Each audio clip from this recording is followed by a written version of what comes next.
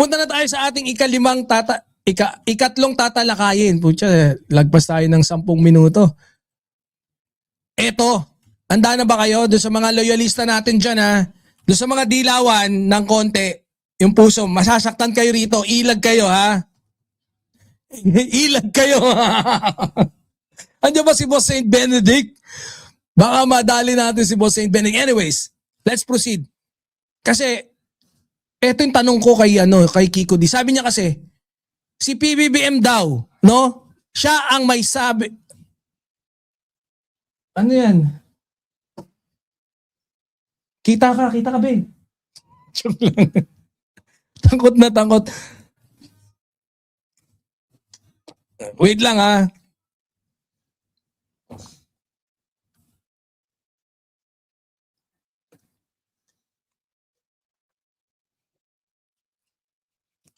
Yak! Ew! Hindi, kailangan kasi dapat makainom ka nun before ka kumain. Eh, after ng live, saka lang kami nagbe-breakfast. No? Kala ko si Ramon Zamora. Totoo ba? Hindi, yung AI kasi pinataba lang siya rito eh. Hayop to, kapal na mukha oh. Patunay daw si PBBM, no? Na hindi na dapat magkaroon ulit ng Marcos. Ina mo, ayoko sana magmure.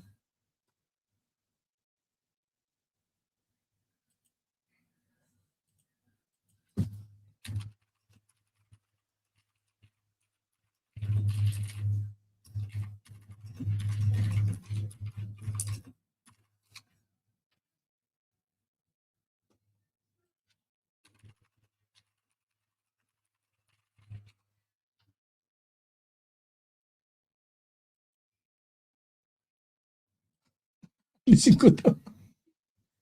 Mamaya. Oh. Ayan na yung bida. Alam yan. Ayan si ayan. Oh. Ayan. Pinost yan eh.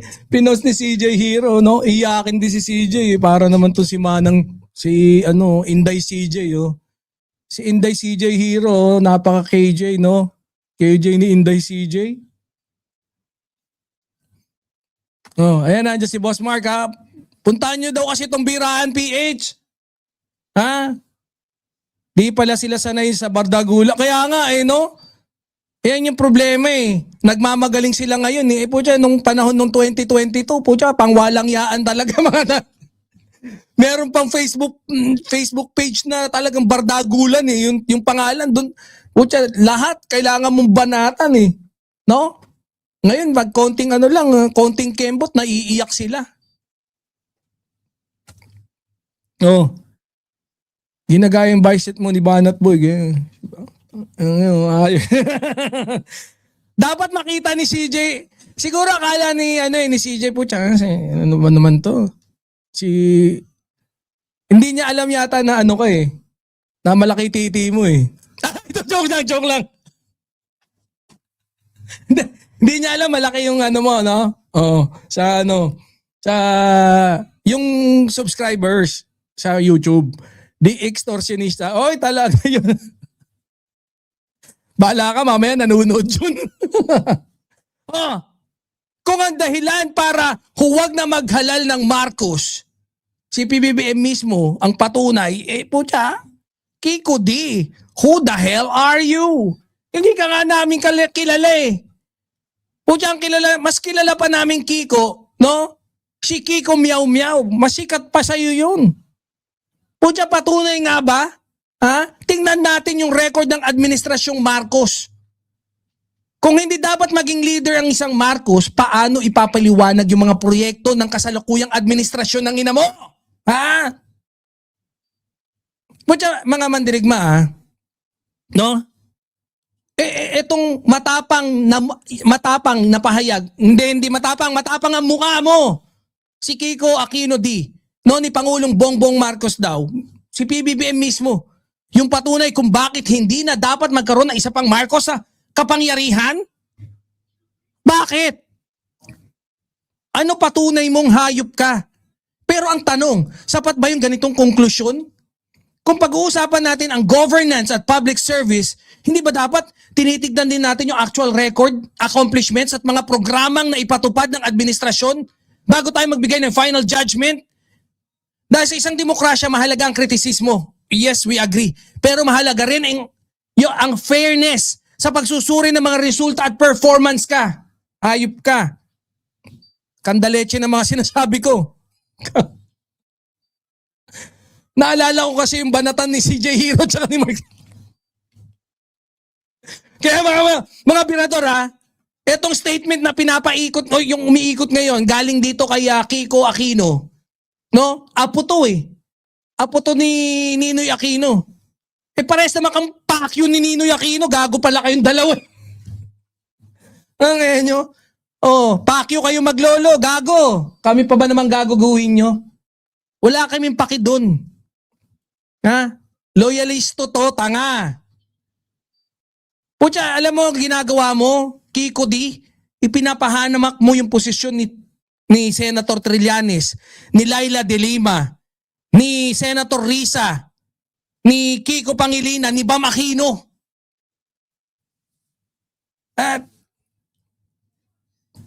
Kami mga loyalista, pwede namin tanggalan kayo ng tulong sa susunod na eleksyon. Marami kami, tanga. Ma'am Chola. Si PBBM mismo dahilan kaya hindi na dapat magkaroon ng Marcos, ulol. Gago pala to eh. Gain sympathy drama, oo. Pero alam nyo, para sa akin, no, napakabigat ng ganitong konklusyon. Kapag sinabi mong patunay ang isang administrasyon kung bakit hindi na dapat maulit ang isang leader o pamilya sa pwesto, ibig sabihin sinusukat mo ang buong record ng pamahalaan? At ano yung panukat mo? Titi ni Robin Padilla ang hayop ka? Hindi ba dapat bago tayo magbigay ng ganitong kalaking political conclusion, tingnan muna natin ang yung kabuuang performance report? Meron ka ba nun? Wala lang? Nanood ka lang ng TV, putyang ina, nakinig ka ng Blue Ribbon na hearing ni Marcoleta, okay na sa'yo. Doon ka na naghusga, tanga pala kayong parehas eh. Mas seryoso pa to kaysa sa empleyadong bibigyan ng final evaluation nang hindi man lang tinignan ang lahat ng kanyang mga accomplishment at saka output. Sabay sinabi, putyang ina, very, very poor ang performance mo. Dahil sa huli, ang sukatan ng isang administrasyon ay hindi lang kritisismo. Kasama rin dapat yung actual results. Diba, mga birador? Ako, I find it very interesting. Dahil maging si Bam Aquino ay nagkaroon rin noon ng positibong pahayag tungkol kay Pangulong Marcos pagdating sa kanyang work ethics, pagiging hands-on sa trabaho. Diba? Ano sabi niya? Napakasipag po ng ating Pangulo dahil talaga po nakita ko po yung kanyang kalendaryo, punong-puno po, tsaka panayan po ang pakikipag-meeting at punta rito, punta doon. Tsuhin mo yun. Partida parehas rin kayong bugo ni Bam Aquino. Ingina nyo ha. Ginagalit nyo kami mga ganun talaga.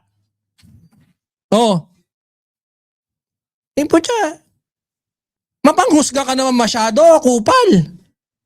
Yan, may mga ulat pa, di ba? Yung public remarks na kumikilala sa pagiging masipag ng Pangulo at sa kanyang punong schedule at iba't ibang government activities at international engagement. Yung ba hindi yung sapat? Ngayon, hindi ibig sabihin nito na pareho sila ng political positions. I don't fucking care. Hindi rin ibig sabihin na wala nang pwedeng punahin.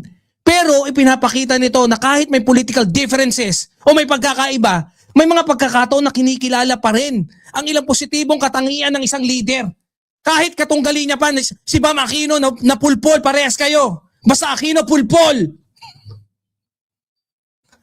Na mga nasa politika, gusto mo ganyan din kami? Maging judgmental kagaya mong ungas?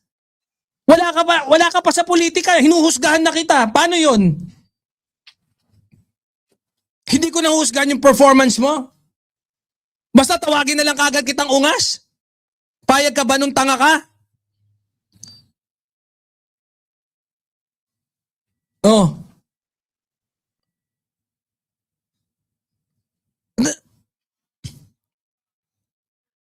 Ipinapakita nito yung political differences, no? May mga pagkakataon na kinikilala pa rin, no? Ni Bam Aquino. Magkaiba yan, magkalaban. Yang pangalan na yan, magkaiba. Pero tinapik natin dito na kung saan pinupuri ni Bam Aquino. Hindi man ganong kapo yung pagpupuri niya, pero pinupuri pa rin. Magkaiba man sila ng political views. Pero, he's giving credit where credits is due. At dito mahalaga yung balance. Kapag may criticism, dapat kasama rin sa discussion yung mga bagay na kinikilala kahit ng mga hindi laging kapanalig ng administrasyon. Dahil mas nagiging credible ang analysis kapag kumpleto ang picture. Di ba mga tropa pips? Kung pag-uusapan natin ang actual accomplishments ng administrasyon, di ba? Kutya, may mga ilang programa at projects na madalas na inilalagay sa sentro ng kanilang agenda. Oh, yung Build Better More ni PBBM na patuloy na malalaking infrastructure development sa iba't ibang bahagi ng bansa. May mga railway projects, mga road networks, bridges, airport modernization efforts na patuloy na isinusulong. May mga hakbang din sa digitalization ng government services upang mapabilis ang transaksyon ng mga mamamayan sa iba't ibang ahensya.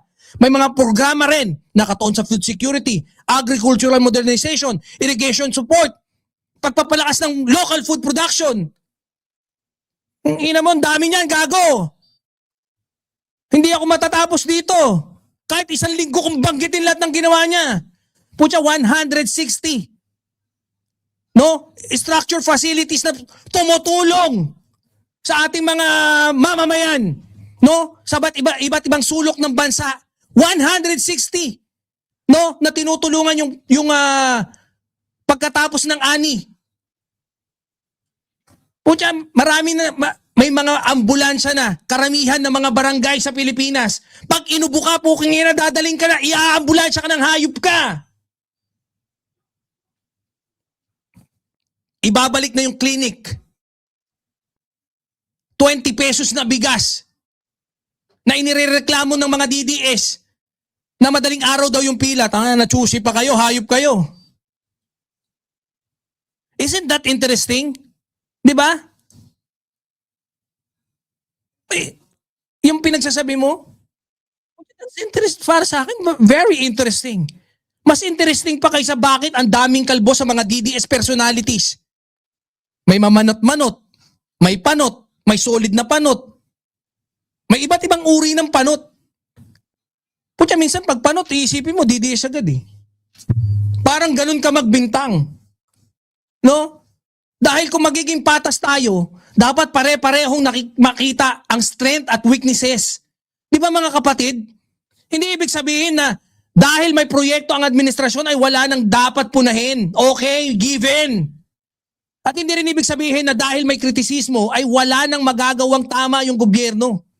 Ang punto rito ay dapat balanse yung pagsusuri.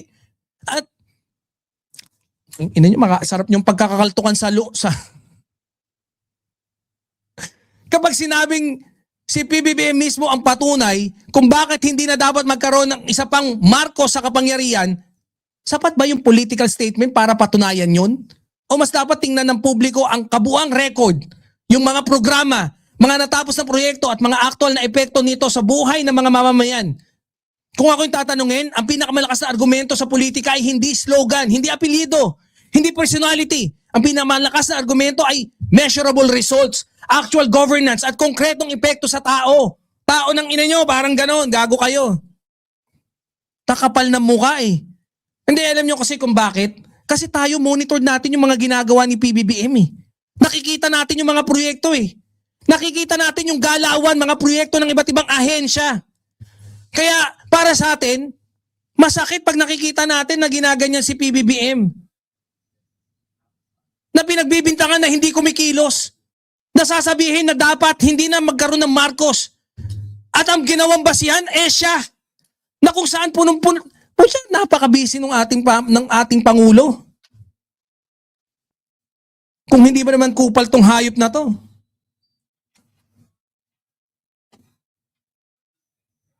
kaya ako, yung mga loyalista natin diyan, kayong mga kaloys. Putya, guys, galingan nyo. Galingan nyo sa pagsusuri, galingan sa putya. Wag na yung mga Aquino, scratch, isang tabi muna natin yan. I-scratch nyo yan, putya. Kaya sinasabi ko sa inyo no? Ako, solid loyalista to. Ha? Namana ko pa sa lolo ko. Namana ko sa nanay at tatay ko, sa lolo ko. Kasi puro loyalista. Hindi ako magbabago. No? Hindi ko sinasabing blind follower din ako. Pero putya, Brad, loyalista to, solid. Isang tabi nyo muna yan. Pagka merong mga loyalista na nananawagan na ang iboto, putya, isihan nyo lang. Ang panawagan, iboto si Bam Aquino, puking inang yan. Tapos pag tumakbo to, tandaan nyo yung mukha nito. Batuhin nyo ng pillbox yan. Ha? joke lang. Wag kayong gagawa ng masama. No? Wag nyong iboto. Mga hayop na yan, kapal ng mukha ng mga kupal na yan. Anyways, relax na tayo.